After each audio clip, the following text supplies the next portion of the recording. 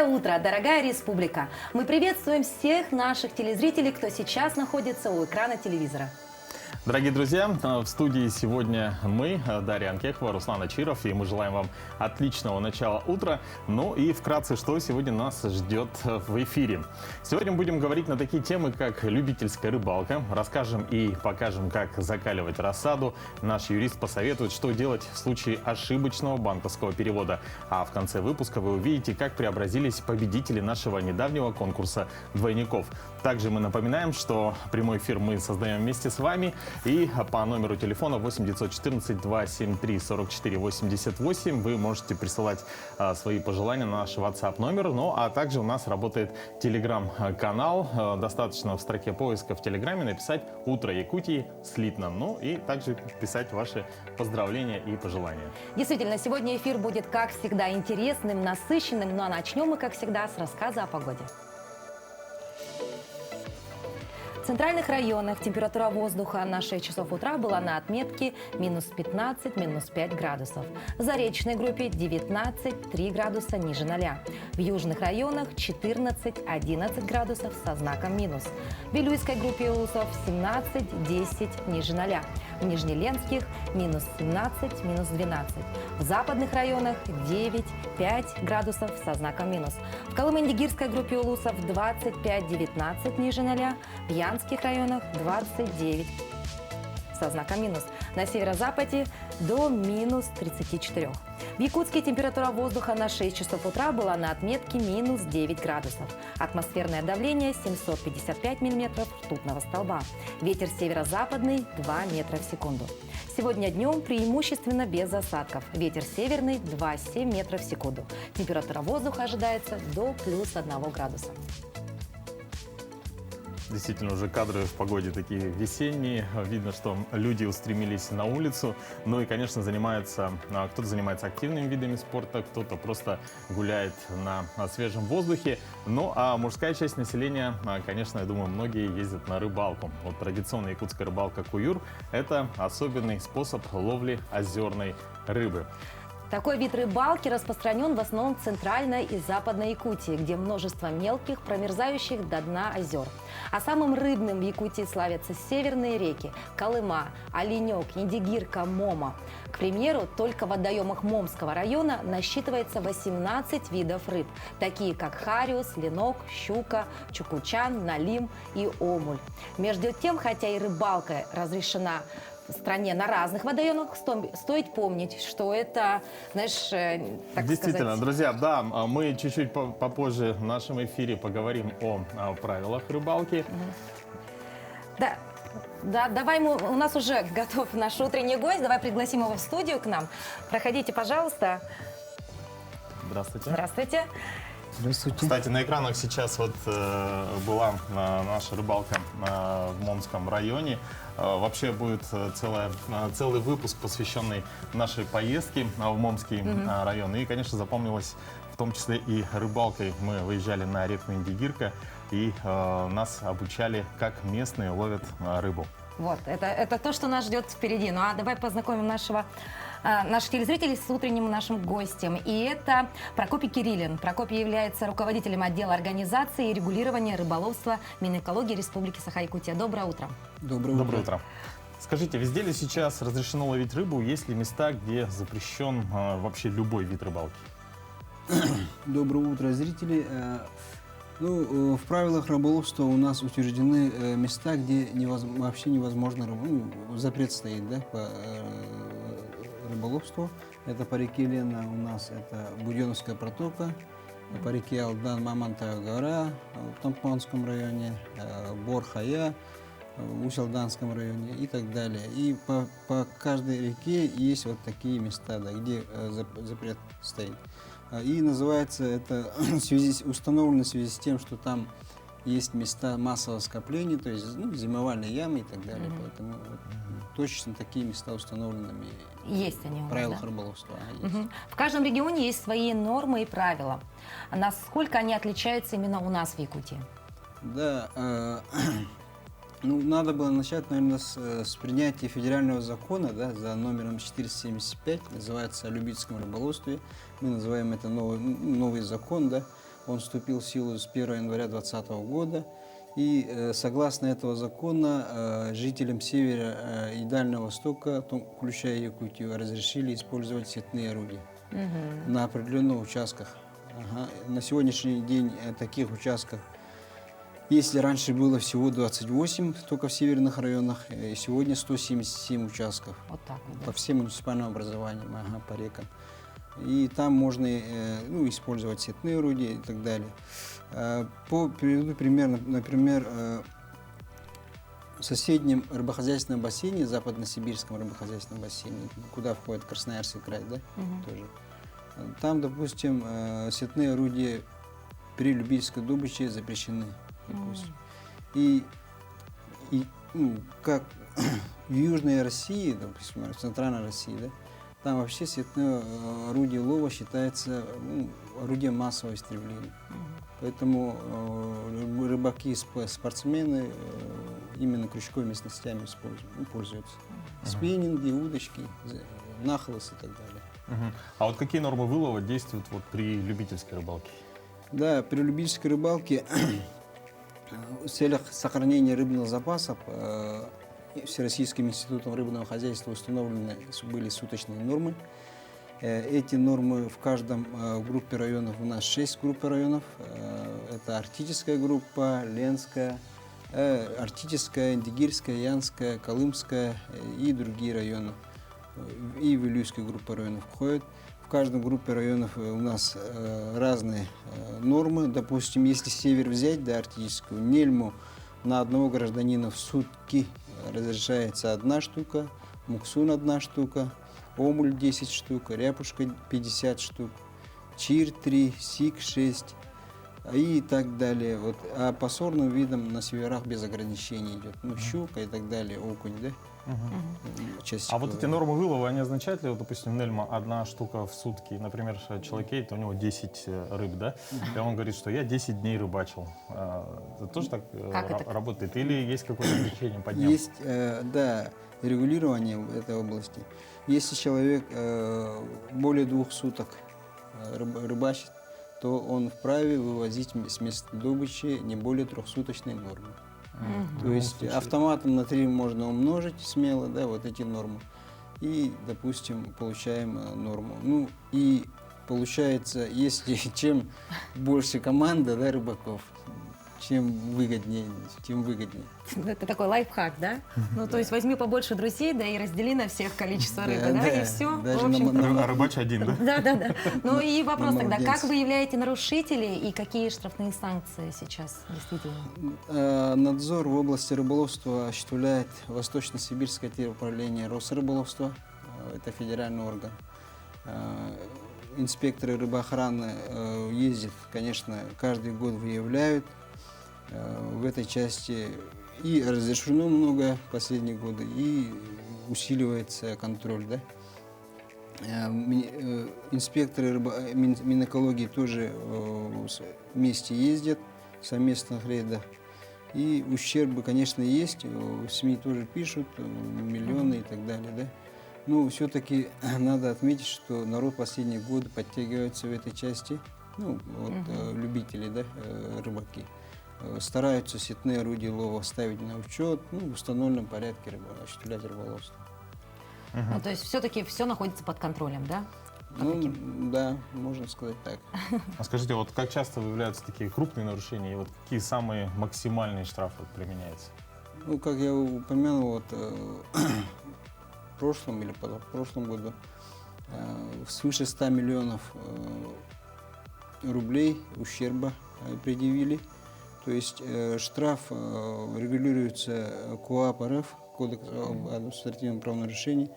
Если, допустим, на гражданина штраф составляет от 2000 до 5000 рублей, и плюс к этому штрафу прибавляется ущерб, который он нанес, поймав незаконно, за каждую незаконно добытую рыбу за хвост, рассчитывает ущерб. Допустим, на сегодняшний день самый большой ущерб это на сибирского осетра, таксы, которого составляет 165 тысяч рублей на один хвост. На один хвост? Да, вне зависимости от размера. Поэтому гражданам надо быть очень внимательно, да, осуществлять добычу этого вида. Добыча этого вида разрешается на лени только по платным путевкам на рыболовных специальных участках. Прокопий Афанасьевич, а вы сами рыбак? Ну, особо не скажу. Нет? Так. Ну а самый большой трофей, которым вы можете так, значит, гордиться? Да не, такого с трофеями я не... У вас работа я такая, не ездил, да, работы, времени нет и так далее. Скажите, а вот какие вот сетные орудия лова, допустим, разрешены? Есть какие-то, может быть, нюансы? Есть же еще вот такие вот, я сейчас не могу вспомнить, как называется, вот забрасывать такую вот сеть, которая раскрывается в полете и как бы ловят таким вот, допустим. Ну, к сожалению, способом. такой способ у нас на китайском рынке продается. Да. Такой вид орудия у нас в правилах не прописано. Это современные какие-то способы. Но мы учитываем, мониторим совместно с наукой, федеральными органами и ежегодно вот, через научно-промысловый совет пропускаем поправки в правила рыболовства. Если об орудиях, да, надо отметить, что сетные орудия лова разрешены. Они разрешены на 177 участках в реках. То есть на одного гражданина должно быть не более одной сетки длиной до 30 метров и еще и не менее 22 миллиметров. И бредень, если тугунок, да, допустим, в Илюйский район, группа районов и так далее, часто используют этот метод, до 25 метров бредень без мотни, еще и не менее 10 миллиметров. Так, и могут использовать заездки, так называемые наналима, да, бгт по-якутски называется. Жердями ставят, вот, крылья и так далее. И в декабре, перед самый мороз, добывают вот этого вида. И сетные орудия разрешены также на Карасевых озерах, во всех. На Карасевых озерах двумя сетями можно. Ну, Прокопий Афанасьевич, спасибо вам большое за развернутую информацию. Друзья, напоминаю, что у нас сегодня в гостях Прокопий Кириллин, руководитель отдела организации регулирования рыболовства Минэкологии Республики Саха-Якутия. Мы благодарим вас и желаем вам доброго утра. Спасибо. Друзья, ну а мы продолжим буквально через небольшую паузу. Оставайтесь с нами.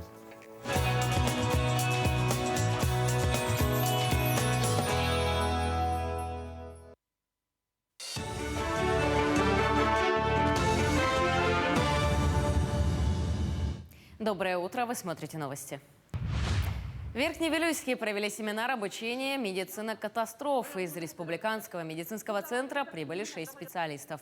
Обучали оказанию первой помощи пострадавшему не только работников больниц района, но и работников культуры, образования, социальной помощи, пожарной части, лесхоза и полицейских. Участвовали около 200 человек. Всем, кто прошел обучение, в конце семинара вручили подтверждающие документы сроком на 5 лет. Здесь не только спасатели, не только врачи там. Вот здесь проходят все специалисты разных организаций, предприятий, потому что каждый человек должен знать оказание первой доврачебной помощи, потому что любое может произойти, любое. Потому что беда приходит резко, и каждый человек должен знать, как оказывать помощь. Тогда смертности мало станет. На выходных 35 жителей Усть-Алданского улуса прибыли в Якутск для проведения операции на глаза. Это стало возможным благодаря сотрудничеству Центральной районной больницы с Якутской офтальмологической клинической больницей. Практика вывоза пациентов в столицу для проведения массовой операции состоялась впервые. Между тем, мобильные бригады якутских офтальмологов проводят выездные операции с 2002 года. Из всех глазных заболеваний сегодня львиную долю, это 50%, составляет катаракта, из-за которой страдают пожилые населения. Операции по удалению катаракты сегодня проводят методом бесшовной операции через маленький разрез, благодаря которой пациенты без осложнений имеют возможность выписаться уже на следующий день. Можно сказать, первый раз, что мы привезли их, потому что использованы как раз выходные дни. Мы их привезли, разместили, но для этого нам нужно было отправить доктора. У нас есть замечательный доктор Стефан Гергев, который ездил, отбирал пациентов, именно вот чтобы они приехали уже подготовленные, провел им необходимую всю диагностику, То есть собрал анализы, рассчитал линзы, посмотрел, есть ли показания, нет ли каких-то других противопоказаний. И вот организованно вместе с ними приехал вчера.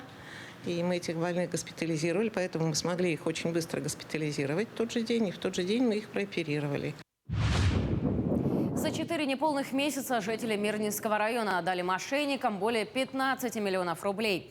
Следователи завели 45 уголовных дел. Более уязвимыми оказались сотрудники промышленного предприятия. Среди них 54% обманутых. Еще 27% пенсионеры, 14 госслужащие, а безработные на уловки мошенников не попадаются. Сегодня в районе злоумышленники предлагают доверчивым гражданам инвестиции или звонят от имени сотрудников банков и полиции. Правоохранители утверждают, если вы проверили номер телефона в интернете и высветился, например, номер полиции в Мирном, не верьте. Это происки мошенников. Это мошенничество основано на возможности подменять номер телефона при звонке посредством IP-телефонии. Если вдаваться в технические подробности, в сотовых сетях, например, номер не запрашивается, а передается коммутатором, вызывающим абонента. Когда звонок идет через определенные шлюзы, можно поставить любой номер, абсолютно любой. На этом все. До новых встреч. У дачников и огородников в это время уже подросла рассада. Как же сохранить всю рассаду до того момента, как пересаживать их можно будет уже в теплицу или в грунт? Секретами закаливания рассады с нашей коллегой Юлией Михайловой поделилась опытная огородница Маргарита Карпова. А закаливать еще я их начинаю вот просто на воздухе оставляю. Я ее выставляю всю из бани, она несколько минут находится на открытом воздухе, а потом мы ее перетаскиваем постепенно. О, это прямо... Земля-то еще холодная, от земли будет холодно, а мы их на полочке поставим. Вот. Вот для того, чтобы выносить их и ночевать им в холодное время, я их ставлю вот в таких коробках. Беру, собираем картонки, и когда уже холодать начинает, сюда ставите, сейчас поставим. Когда начинает холодать, я вот так коробочки все Прикрываете. закрываю, снова сюда ставлю, сверху мы их все укутываем, сверху закрываем опять лутросилом кусками, все плотненько закрываем, и они вот так ночуют. А клубнику? Ну, тоже коробки мне надо. Сейчас она просто на день мы выносим, потому что ночью сильно холодно еще. И то есть они будут Снег еще не ночевать здесь? Ну, эти не растения? сегодня. Ну, не сегодня, да? Ну, да, ну, не сегодня. Чуть-чуть, когда температура нулевая достигнет у нас дневная, или как? Вот ночью все-таки Нет. у нас 21 градус. Да, Не забываем про это. про это мы не забываем. У меня самая главная мерка, чтобы в теплице перестала замерзать земля. Вот под пленками. Если под пленкой она уже не замерзает несколько ночей, можно оставлять рассаду ночевать. Растение, пока оно еще маленькое, если земля теплая, его всегда хорошо закрыть, чем в августе ждать, когда его все, длинное растение побьет морозом, оно еще не успело даже плоды завязать нормально. Поэтому я и высаживала, рассаду садила рано, высаживала уже где-то в начале до 9-10 мая, там на Вилюйском тракте, высаживала лежа, и в ночь выходило все, что дома есть, одеяло, все. Как-то тогда, и в те годы еще и пленки-то у нас не было особо-то. Ну, да. Что-то пленка была, но вот таких вот тканевых-то не было, чтобы натянуть. Все одеяла, все застилали прямо по растениям, они же лежат, им безопасно, их не сломаешь, просто все вот застилали коврами. Ночь переходит, утро начинает чувствовать в теплице тепло. Все открываешь, и они делали большой забег. Уже к началу июня все цвели, и в конце июня уже плоды висели. Холод на них вот как раз влияет с очень хорошей стороны. Поднимает у них иммунитет, и растения лучше развиваются после этого, чем они все время стоят изнеженные в доме, тянутся. Та же клубника, она просто вытянется, цветки у нее уже не завязываются, не опыляются, потому что они перегретые полностью стоят. То же самое надо сказать и о овощных культурах. Помидоры я до посинения держу на холоде, даже если уже жарко в теплице, я начинаю их выносить на улицу и там накрывать. Прежде чем таскать в теплицу, они у меня несколько минут стоят. Раньше ставила внизу, а теперь у меня тут помощница есть, она все это ломает. Поэтому я ставлю их прямо на бочки, чтобы они только не свалились, не скатилось. И вот помидоры, видите, из дома стояли. Они нежненькие совсем. Вот они несколько минут так постоят, им не вредно вот сейчас. Какая замечательная рубрика, да, «Сад и огород». А самое главное, она очень полезная. Да, действительно, она полезна для тех телезрителей, которые занимаются огородничеством. Вот интересно, есть ли такая рубрика, которая была бы интересна и полезна абсолютно всем? Есть. В «Утро Якутии» есть. И это дата и события.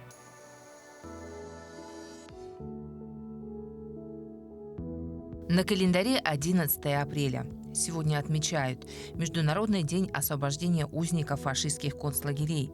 Дата установлена в память об интернациональном восстании узников концлагеря Бухенвальд, произошедшем 11 апреля 1945 года.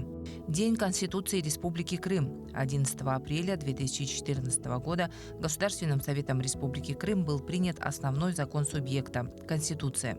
Принятие документа завершило процесс вхождения Крыма в состав России на законодательном уровне. По народному календарю сегодня Берещине. В этот день нужно было выходить в березовую рощу, слушать деревья. Это делалось для того, чтобы определить, не началось ли движение сока. Из него варили сбитни с добавлением меда и приправ. Считалось, что этот напиток чистит кровь и выгоняет из желудка всякую немощь. Этот день в истории. В 1147 году впервые упомянуто слово «Москва». Юрий Долгорукий пригласил черниговского князя Святослава Ольговича на встречу, состоявшуюся 11 апреля, фразой, в которой впервые было упомянуто слово «Москва». В 1857 году в этот день император Александр II утвердил государственный герб России – двуглавого орла.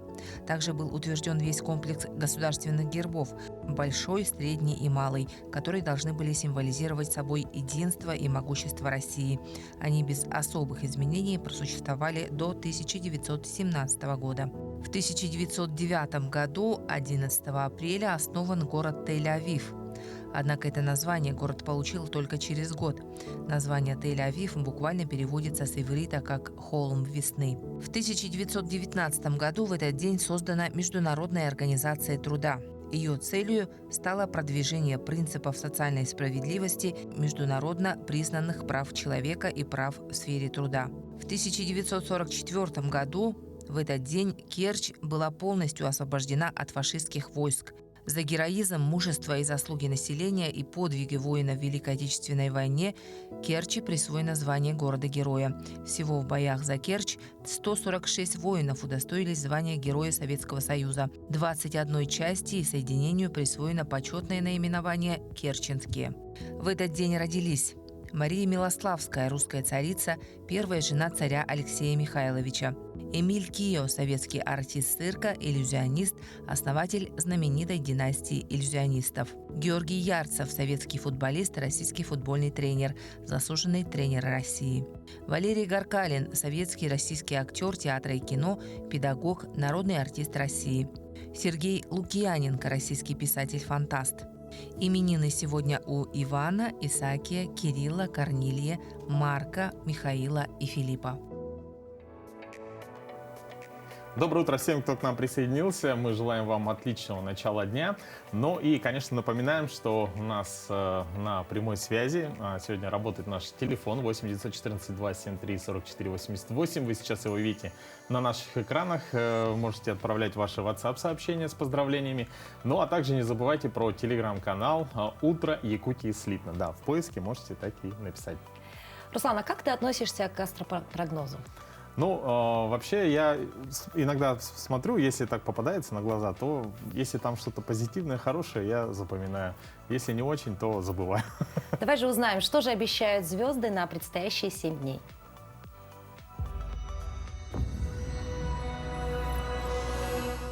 Эта неделя для овнов будет полна сюрпризов, но только от вас будет зависеть, как много их будет. Залечите свое тело и душу, иначе это не даст вам саморазвиваться. Дальние поездки за границу или в командировку подарят вам множество положительных эмоций. Звезды нацелены на то, чтобы сделать вас счастливыми. Гороскоп на неделю советует тельцам осуществить все задуманное в ближайшую неделю. Займитесь восточными искусствами. Они помогут открыть вас новое творческое начало. Откажитесь от вредных привычек, иначе вы рискуете потерять все накопленные сбережения. Обязательно обратитесь к врачу. Дела будут валиться на близнецов с огромной скоростью, и только от вас зависит, сможете ли вы их решить быстро или нет. Повышение зарплаты может решить ваши финансовые трудности. Думайте перед тем, как что-то говорить, иначе вы наживете себе могущественных врагов. Коллеги будут настроены доброжелательно, пользуйтесь настроением ваших коллег. Гороскоп на неделю уверен, безбедную старость раком может обеспечить вложение, которое станет доступно на этой неделе. Не упустите свой шанс. Золото – это именно то, что может принести вам новые деньги. Новые люди смогут привнести в вашу жизнь много новых денег. Материальные средства станут вам необходимы, чтобы решить старые проблемы с друзьями и родственниками. Сходите к врачу, иначе в ближайшее время начнутся серьезные проблемы со здоровьем. Львы, настроение сейчас будет сильно меняться в течение всей недели. Не срывайтесь на детях, они не виноваты в том, что вы устали на работе. Не жалейте денег на новые покупки, они повысят ваше настроение и работоспособность. Карьерный рост и прибавка неизбежна. Думайте о деньгах, и они к вам придут очень скоро. Счастье скоро постучится в вашу дверь, так что будьте начеку. Девы, как утверждает гороскоп на неделю, жизнь наполнит вас смыслом. Не бойтесь рассказывать свои тайны друзьям и коллегам, они будут держать все в тайне. Обратитесь к начальству, и вы сможете решить часть проблем, которые накопились в течение последних лет за работой. Новые перспективы откроются перед вами совсем скоро.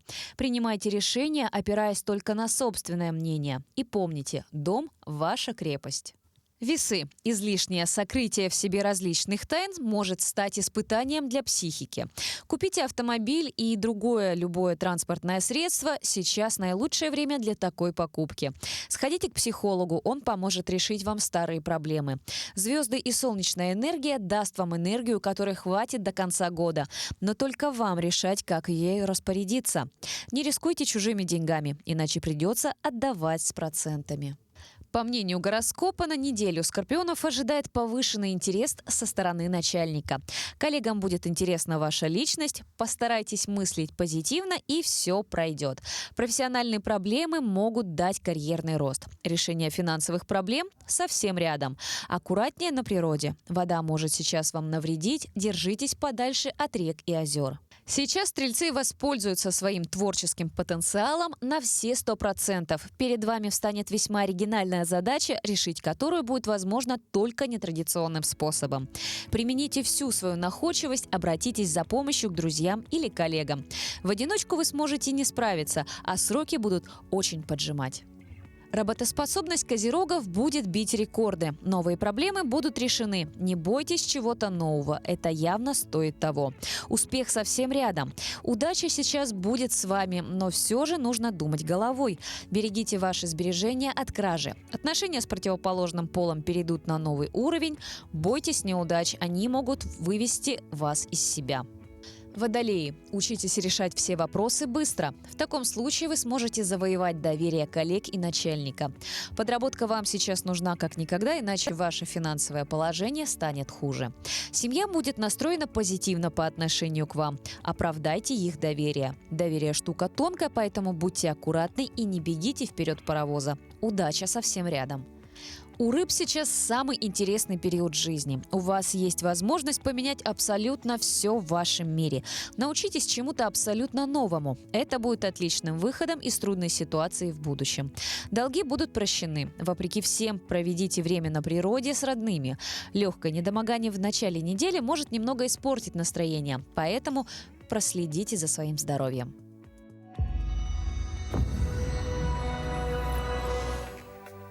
Руслан, исходя из этого гороскопа, сегодня мне нужно опасаться денежных краж.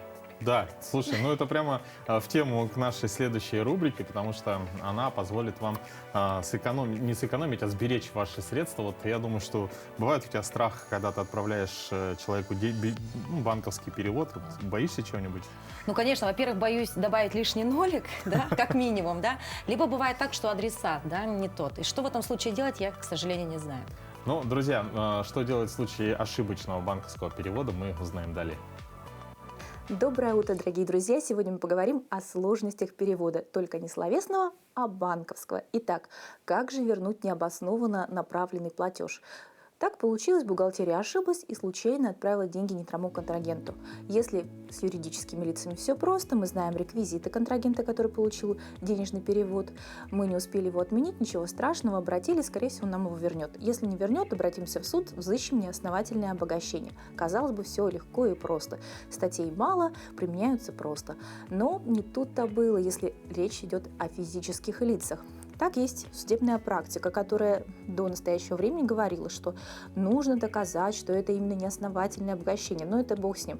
Это доказать можно, деньги вроде бы получены, перечислены, банковскую выписку запросили. Как же найти этого контрагента? Есть законы о сохранении персональных данных. То есть обратились мы в банк, а нам сказали, мы данные клиентов не разглашаем. Соответственно, адрес мы не знаем. Что предлагает суд? Суд предлагает узнать примерный адрес, то есть ищем по социальным сетям, обращаемся примерно к поисковикам и узнаем примерный адрес и подаем по месту нахождения банка. Обратились, адрес неправильный, претензионный порядок не соблюден, но суд запросил регистрацию согласно реквизитам, запросил данные у банка, который нам отказал, и мы знаем уже все данные контрагента, который необоснованно получил наш платеж. И спокойно обращаемся с надлежащей претензией и уже потом с исковым заявлением об взыскании неосновательного обогащения. Только так, к сожалению, потому что в суд при обращении требования указания адреса и других реквизитов ответчика обязательно. Что подтверждает практика, что не может не радовать, это позиция Верховного суда Российской Федерации, который говорит, что доказывать теперь с учетом позиции, оглашенной в этой практике, должен именно контрагент. То есть Президиум Верховного суда в постановлении 17 июля 2019 года четко сказал, что взыскатель доказывает только перечисление денежных средств. То есть если даже вы отправили неправильный перевод, не успели вы отменить в Сбербанке онлайн, не успели обратиться в банк, ничего страшного. Вы можете представить платежное поручение в суд, заблаговременно примерно узнать адрес ответчика, обратиться, может быть, не с первого раза, но вы все сыщете, потому что теперь именно ответчик должен будет доказать, что он правомерно получил ваши денежные средства. Поэтому не пугайтесь, не переживайте. Сначала обращайтесь в банк, получается, просите, чтобы перечисление приостановили, не успели, тогда уже обращаемся с запросом о получении информации об этой перечислений. В последующем уже обращаемся, получается, с претензией к данному физическому или юридическому лицу. А в последующем, если не возвращают, то в суд еще взыскиваем проценты. Вот такая у нас простая, но, скажем, не очень приятная процедура. Поэтому будьте внимательны, и все будет хорошо. Успех юных нирингринцев. Команда «Лего Робики» детского сада «Малыш» стала победителем в номинации «За победу над обстоятельствами» на национальном чемпионате по робототехнике. Национальный чемпионат, который проходил в Москве, собрал более 300 детских команд из 45 регионов России и Казахстана. В течение 4 месяцев ребята готовились к чемпионату, знакомились с разными видами транспортировки, профессиями и оборудованием для перевозки грузов. Наша команда стала одной из 10 самых лучших среди 75 команд республики и была приглашена на грандиозный праздник технического творчества в город Москву. Чтобы достичь таких результатов, в детском саду созданы все условия для занятий лего-конструированием и робототехникой. Посредством занятий по робототехнике у детей формируется интерес к исследовательской деятельности, технической, творческой и деятельности. Также формируются коммуникативные навыки. Дети конструируют роботов по схемам, по представлению, программируют их и демонстрируют работу роботов друг другу. Получают от этого огромное удовольствие. Все задания, которые участникам предстояло исследовать, разработать и презентовать, соответствуют теме сезона. В 2021-2022 годах это грузовые перевозки. Общая задача – придумать и собрать инновационный проект, который поможет людям улучшить их жизнь. Наши ребята представили проект «Удивительные приключения посылок по континентам». Презентация проекта проходила в специально отведенной кабинке. Дети защищали проект перед экспертами, отвечая на вопросы и еще выполняя дополнительное секретное задание.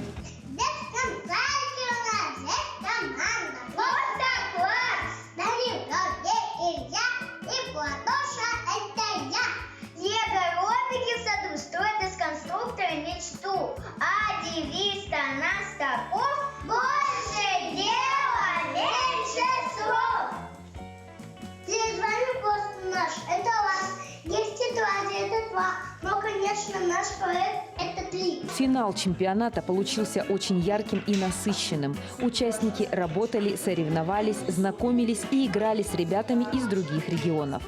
Лего-робики получили массу положительных эмоций, впечатлений и колоссальный опыт, который позволит им дальше развиваться в направлении технического творчества.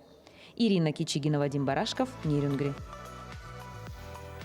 Замечательные детишки. Я надеюсь, что, возможно, кто-то из них в будущем выберет технические специальности, а, возможно, кто-то из них станет даже и ученым. Ну и мы не зря заговорили о науке. Следующий наш гость в студии — заместитель ректора Северо-Восточного федерального университета имени Максима Кировича Амосова, кандидат географических наук Юрий Данилов.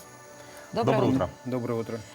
Скажите, вот уже через пару лет Якутия, как заявили ученые, станет углеродно-нейтральным регионом. Что это значит и как это поможет ученым в их исследованиях? Так, ну сейчас вообще по всему миру, так, и в частности в России уже создано, ну точнее на стадии создания 9 карбоновых полигонов. Один из таких полигонов планируется создать и в Якутии.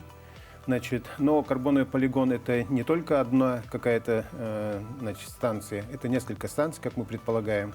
И их надо создавать, конечно, на территориях, которые, ну, во-первых, репрезентативны, так, то есть у нас, ну, тайга, значит, в таежной зоне надо создавать, у нас мерзлота, местами она очень сильно деградирует, так, то есть вот надо, значит, создавать такие площадки, где еще слабая деградация, допустим, идет, так, только начинается, это где-то вот северо-западные районы, Оленёкский район, допустим, Анабарский район.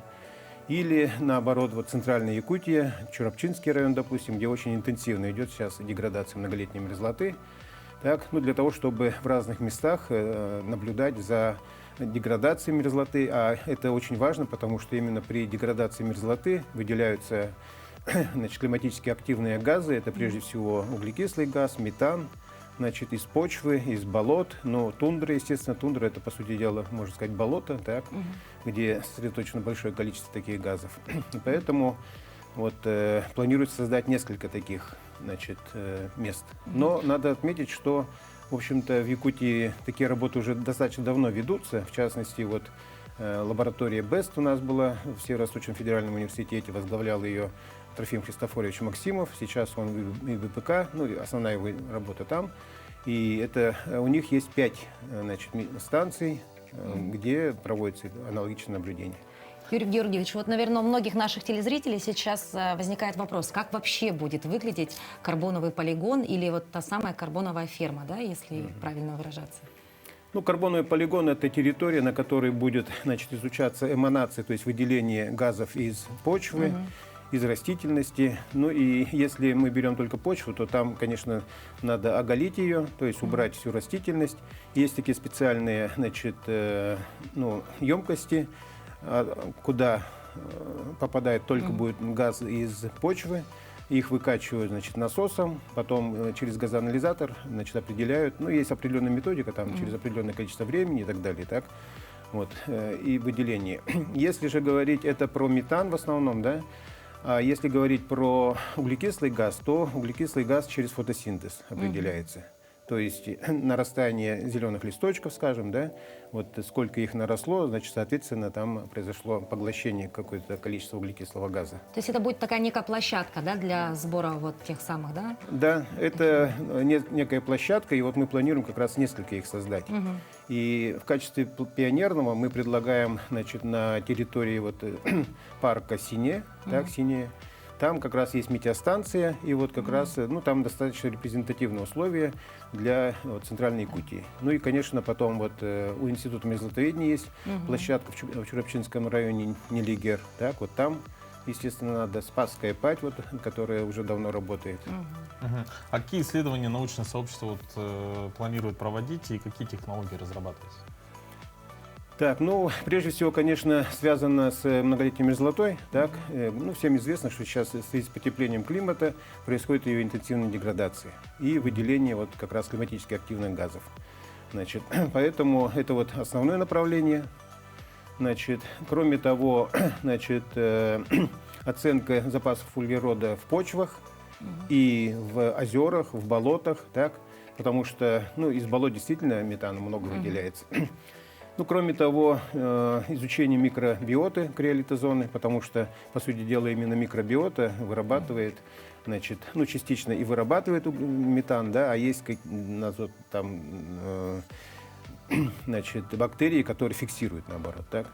То есть вот как раз баланс надо соблюдать, изучать, ну, естественно, постараться сделать так, чтобы выделялось больше кислорода, поглощался больше углекислый газ, ну и меньше метана, чтобы выделялось.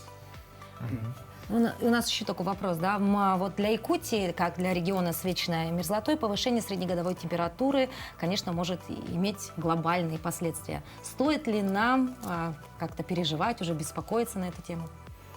Да, к сожалению, значит, ученые давно бьют тревогу по этому поводу, ученые, прежде всего, из Института мерзлотоведения, но, к сожалению, не все обращают внимание на это. Ну, ярким примером является вот как раз Чоропчинский район, где бывшие пашни, так, места, где выгорел лес, ну, вообще открытые участки, которые вот недавно образовались или раньше были, они сейчас очень интенсивно деградируют. И, допустим, та же пашня или взлетная полоса Чоропчинского аэропорта сейчас вся превратилась в болото, в былары, так, и оттуда, естественно, происходит выделение газа. А это можно назвать как бы естественным процессом или это все-таки влияние человека? Нет, это, конечно, естественный процесс. А ласы образуются как раз в результате того, что происходит протаивание многолетней мерзлоты. Либо там человек вырубил, так, и толчок дал, либо там пожар произошел, ну, то есть оголилась территория, леса не стало, как говорится, и начинается, значит, протаивание, просадки, образуется озеро. Потом это озеро постепенно обмелевает, вокруг него, ну, сенокос образуется и так далее. Так? То есть это естественный процесс. У нас, ну, в Якутии же очень большое количество ласов. Причем не только, значит, на территории вот, таежной, но и в тундровой зоне. Ну, для этого у нас есть опытные, да, специалисты, ученые, которые, мне кажется, в скором времени смогут все это дело контролировать, да, ну и как-то все-таки попробуем сохранить нашу республику. Юрий Георгиевич, мы благодарим вас за то, что вы в столь ранний час посетили наш эфир. И, конечно, желаем вам также отличного рабочего дня, как и нашим телезрителям, дорогие друзья. Но мы напоминаем, что мы работаем в прямом эфире, и далее нас ждут самые актуальные новости к этому часу.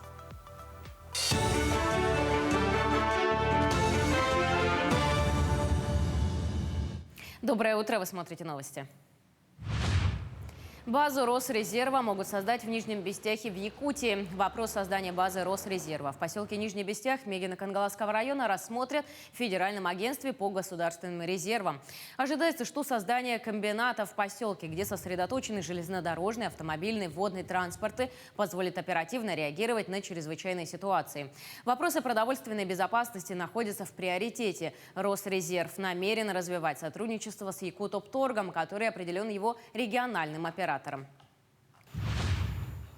Единую дальневосточную кинокомиссию предложили создать в Якутии. Корпорация развития республики предложила создать единую дальневосточную кинокомиссию. Предложение получило поддержку Минвостокразвития и Минкультуры России.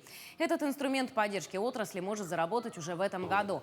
Также в республике обсуждают вопрос предоставления субсидий кинотеатрам на прокат якутских фильмов и обновления билетной системы до версии, поддерживающей продажу по Пушкинской карте. Из регионального бюджета на развитие кинопроизводства в текущем году будет выделено 80 миллионов рублей. Средства будут направлены на съемки фильмов для разных аудиторий, компенсацию кинопроизводства и импортозамещение оборудования. В выходные состоялась всемирная просветительская акция «Тотальный диктант-2022». Мероприятие проходило в форме добровольного диктанта для всех желающих. «Тотальный диктант» – это общественный некоммерческий проект, который реализуется силами неравнодушных любителей русского языка по всему миру. Он давно перестал быть акцией одного дня и ежегодно запускает десятки бесплатных просветительских, которые требуют дополнительных вложений и привлечения дополнительных ресурсов. В Национальной библиотеке работало 4 площадки, где приняли участие 60 человек. В нашей республике «Тотальный диктант» проводится с 2013 года. Очень отрадно и радостно понимать и отмечать то, что заявочек было очень много, а мы вчера даже уже отказывали, поскольку мы продолжаем работать в ограничительных мерах, соблюдая все-таки эти меры, да, поэтому места у нас ограничены. И каждый, отрадно, что много желающих было проверить себя на грамотность, проверить свои силы, возможности, да, в написании диктанта, знать, в общем, проверить свои знания в русском языке. Это очень здорово. В Торгово-промышленной палате России награждены победители 3-го всероссийского конкурса ватного мастерства «Сказки народов России. Кукольная этнография». На конкурс подали заявки участники из 45 регионов по 6 номинациям. Гран-при конкурса в номинации «У каждого народа свой герой» завоевала Анна Шатько из Якутска за работу «Бай-Баянай» – дух, хозяин леса, зверей и птиц, покровитель охотников. Конкурс поддержан президентским фондом культурных инициатив. Организаторы планируют сделать передвижную этнографическую экспозицию с работами конкурсантов по 7 регионам России. Произведения лауреатов конкурса будут экспонироваться также в краеведческих музеях, этнографических и национальных центрах. В этом году действительно абсолютно такой вот акцент этнографический. И что для нас было удивлением, что чукотские сказки представляет Волгоград, а сказки народов Коми представляет мастер из Москвы, а, например, из Коми представитель, он представляет сказку совершенно другой народности. Вот это переплетение многонациональное, оно, конечно, нас в этом году очень удивило и вдохновило. На этом все. Хорошего дня.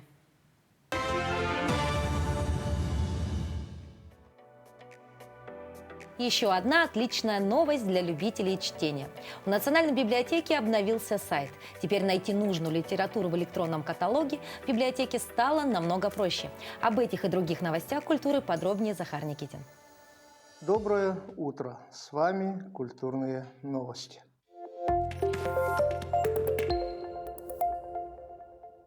«27 апреля, в день столетия республики, состоится Большой Огохай.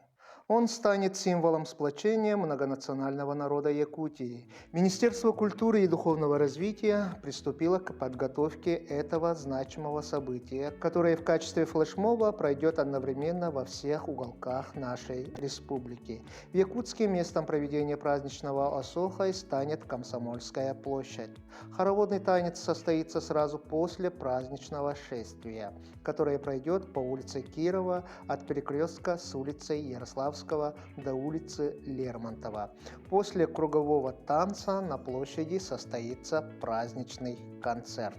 По итогам конкурса грантов Президентского фонда культурных инициатив сразу 18 организаций и учреждений из Якутии стали победителями. Среди проектов победители создания цифровой студии контента «Арктика», образовательный проект «Арктическая креативная академия», международный конкурс исполнителей на хомусе «Хомусист-виртуоз мира», Аяна – электронный переводчик савенкийского языка, фестиваль «Сказ на бивне мамонта». Национальная библиотека Якутии запустила обновленный сайт.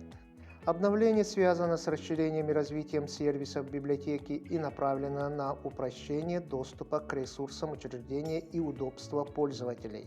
Помимо этого состоялся запуск единого поискового сервиса «Илим». Теперь узнать о наличии нужного издания в библиотеках Якутии можно в одном месте.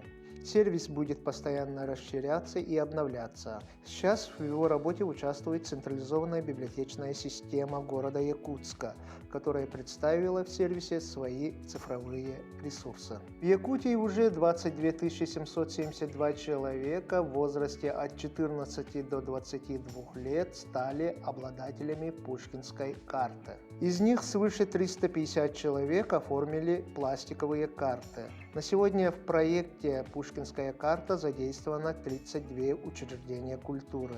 Из них 17 государственных, 10 театров, 7 музеев, 3 концертных учреждения с одним филиалом и 12 муниципальных учреждений культуры.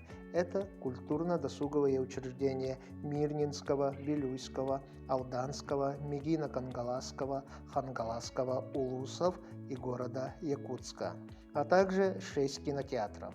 Всего по карте, начиная с сентября прошлого года, учреждениями культуры продано 12 487 билетов на общую сумму 5 900 000 рублей. На этом наш выпуск завершается. Всего вам доброго, до новых встреч!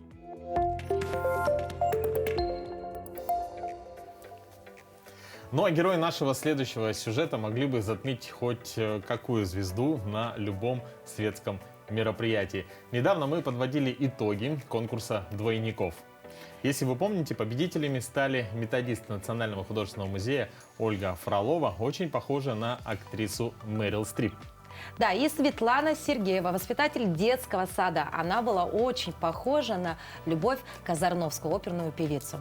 И в качестве приза мы устроили, как и обещали, да, победительницам профессиональную фотосессию у известного фотографа Селены. Смотрите, как это все происходило. Как часто вас сравнивают в жизни с голливудской звездой Мэрил Стрип? Не знаю, к сожалению, и к радости каждый раз. Вот буквально недавно. Совершенно была в новой компании, и девушка одна весь вечер мне говорила: ты Мэрил Стрип. К нам пришла Мэрил Стрип. Countless jobs. And it's sort of comical how you think that you've made a choice that exempts you from the fashion industry when in fact you're wearing a sweater that was selected for you by the people in this room. Совершенно незнакомые люди подходят и говорят: а вы похожи очень на эту актрису. Приятно? Да, приятно. У меня даже как-то проводила экскурсию, и девушка оставила в книге отзывов. Она написала, что мне провела экскурсию, не помню, говорит, ее фамилию, но она очень похожа на Мэрил Стрип. У меня все смеялись, коллеги. Подходят люди и говорят: вам говорили, именно с такого начинают вопроса, вам говорили, как будто они впервые это для себя узнали. А вы уже понимаете, о чем речь? Да, начинают какое-то сходство искать, но не всегда понимают, о чем речь. Ну, то есть все равно какие-то ассоциации уже начинают проводить.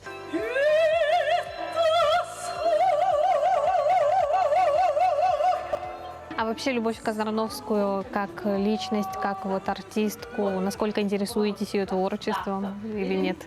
Ну, знаете, в принципе, я никогда не была поклонницей оперы, наверное, зря. Поэтому, ну, конечно, это человек очень великий, Любовь Юрьевна Казарновская, естественно, у всех на устах. И даже детки мои знают, кто она такая, мои воспитанники. Я сначала фотографии увидела и не могла понять, кто из них Любовь Казарновская. Ну, конечно, вообще, я не только сама посмотрела, я и людям показала. Все были, мягко говоря, в шоке. Есть же люди, похожие друг на друга, даже на других концах планет. Вот тот случай, да, получается. Впервые такое, хотя я перефотографировала, мне кажется, половина Якутска, но я не встречала еще людей, похожих, ну, так похожих, как сегодня на знаменитости. Нет, вообще не часто. Что можете сказать о наших героинях? Такое впечатление, что я снимала настоящих голливудских звезд. У меня не было ощущения, что я снимала наших женщин. Я была уверена, что я работаю со звездами. Большое спасибо за то, что пригласили и сделали такой, знаете, шикарный подарок, фотосессию, потому что не всегда мы можем себе это позволить. И тут НВК «Саха» такой подарок предоставила. Конечно, впечатления очень самые только яркие, самые добрые, самые положительные, начиная от визажиста, как придали образ, да, и попробовать поработать с фотографом. Мы же не модели, мы обычные женщины. Прекрасный подарок, весенний такой. Хочется поблагодарить, конечно, в первую очередь за ваш конкурс, что он дал возможность нам, простым женщинам, там, мужчинам, как-то почувствовать атмосферу, связанную вот с телевидением. И нас увидело, оказывается, большое количество людей. И да, практически это наш звездный час. Будет ли еще такой в жизни, неизвестно. И, конечно, стилист у вас волшебница Ангелина, фотограф Селена чудо. Поэтому много эмоций, много хороших впечатлений. И, конечно, наша жизнь состоит из кусочка счастья. Это один кусочек счастья. Какой замечательный конкурс был. Ну вот прям глаз радует. Да? Вот на твой взгляд, кто больше похож был? Все-таки Мэрил Стрип или Любовь Казарновская? Ну, мне показалось, что Мэрил Стрип. Но вообще обе наши победительницы, они, конечно, заслуживают минимум аплодисментов. Да. Ну, а, друзья, я думаю, что такие конкурсы мы будем повторять, поэтому следите за нашими эфирами. Также не забывайте про наш телеграм-канал, где будет больше информации, он удобнее, да, чтобы на него подписаться, достаточно написать в поиске «Утро Якутии» слитно. Да, мы будем рады всем нашим новым подписчикам. Ну, а мы очень надеемся, что мы сегодня принесли в ваш дом, да, немножко позитива и такого бодрого заряда на всю рабочую неделю. Да, и, конечно, желаем вам, чтобы это утро у вас было бодрым, ну, а также и весь рабочий день был очень в хорошем ритме. Ну и, конечно же, друзья, напоминаем, что уже завтра в это же время мы вновь выйдем в прямой эфир, и вы также можете писать нам, участвовать, да, в наших прямых эфирах, посылать ваши предложения по новым темам, может быть, вопросы нашим гостям, на которые мы можем также от вашего имени задать в прямом эфире. Ну, а если еще и знаменательная дата у вас, допустим, завтра, да, у родственников день рождения или юбилей, то также не забывайте про наш номер телефона 8 914 273 44 88. Отправляйте на наш WhatsApp номер, ну а также на наш Telegram ваши поздравления. И мы обязательно поздравим ваших родственников. А мы не прощаемся с вами, мы говорим вам до новых встреч. Увидимся завтра в это же время на этом же месте.